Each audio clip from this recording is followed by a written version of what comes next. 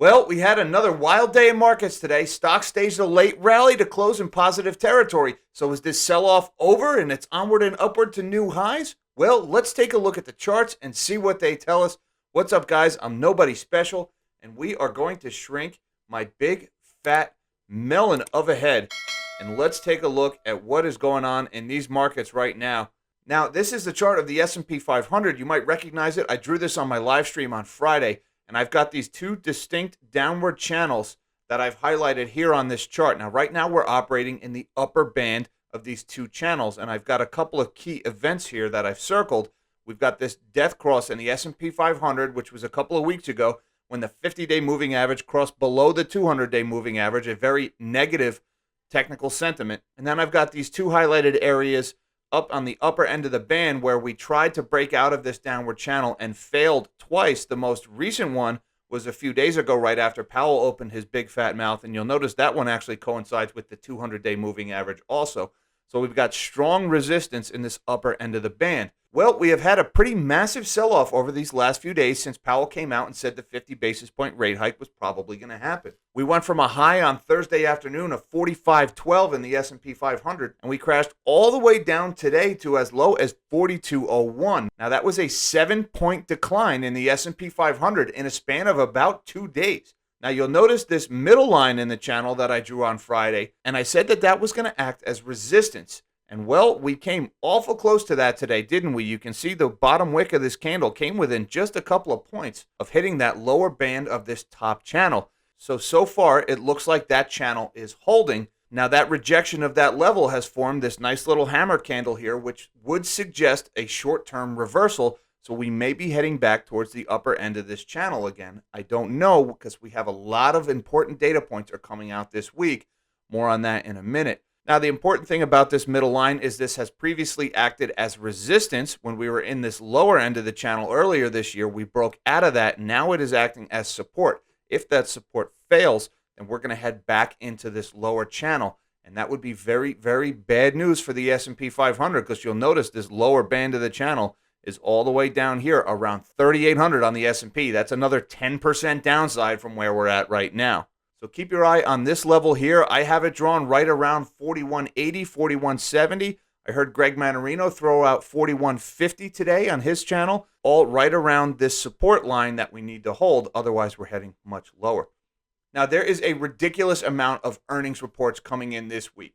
Just in big tech, we've got Apple, Microsoft, Amazon, Google, Facebook. That's around $8.2 trillion in market cap just in the big tech names. We've also got a whole bunch of pharmaceutical companies, all the oil majors, Visa. So this is going to be a massive earnings week. There is going to be an absolute deluge of data coming across the tape. But just those big tech names, that's $8.2 trillion in market cap. That represents about a full quarter of the weight in the S&P 500. So this week, I think big tech is going to dictate the pace of the market.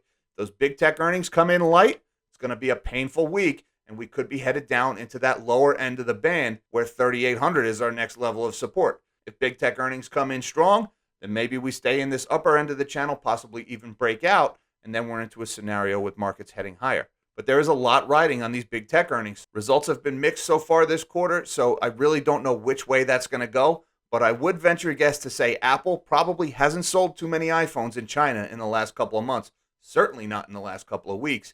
And speaking of China, what on earth is going on in that country right now? I'm going to put a link in the description to a couple of Twitter threads that describe just how bad things are getting in Shanghai and some of these other cities that are in lockdown.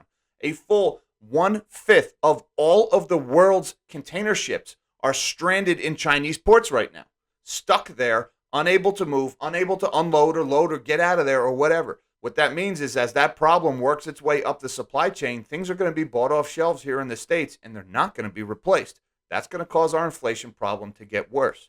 Now, the flip side to that coin is what is going on in China right now, at least in the short term, is really affecting our commodities market. I've been looking at these commodity markets over the last few days and this across-the-board sell-off, and it's had me scratching my head until I realized just how bad these lockdowns in China are. And what we have going on in China right now is wholesale demand destruction for commodities.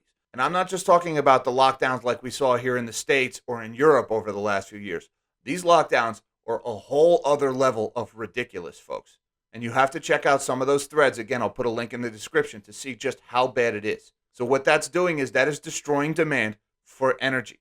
That's natural gas, that's oil. It's destroying demand for base metals, aluminum, zinc, nickel, copper. In my opinion, this, along with recession fears, is what's causing this big sell-off in commodities right now. I don't think it's going to last. I don't think our inflation problems are now magically solved because we got a couple of point rate hike and there's a 50 basis point rate hike coming.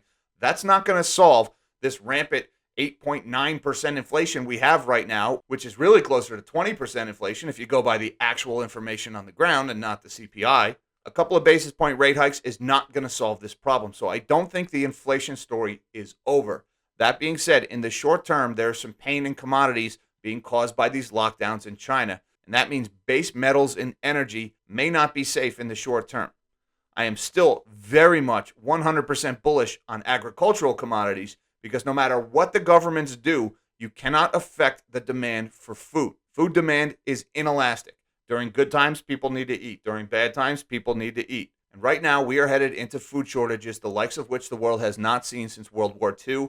I think food commodities are all heading much, much higher from here. So long story short, the market caught a bounce today right around where I thought it would, in the middle of that band. And then for the rest of this week, the big tech earnings is what's going to determine whether we head higher from here or retest that level and possibly break down into that lower band.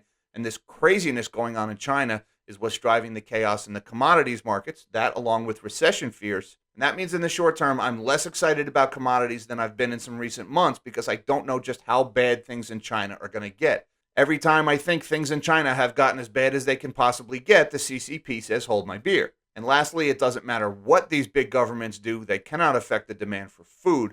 And that's why I remain as bullish as ever on food commodities, namely corn and wheat. So get ready for a bumpy week, folks. That starts tomorrow with Microsoft and Google reporting earnings. And for the rest of the week, we just have trillions and trillions worth of market cap reporting their earnings. It's going to be an interesting week, to say the least. And if you want to know more about this craziness going on in commodity markets, you can check out this video that I did a few weeks ago about the big banks and their exposure to margin calls from commodity traders. Till next time, live small and dream big.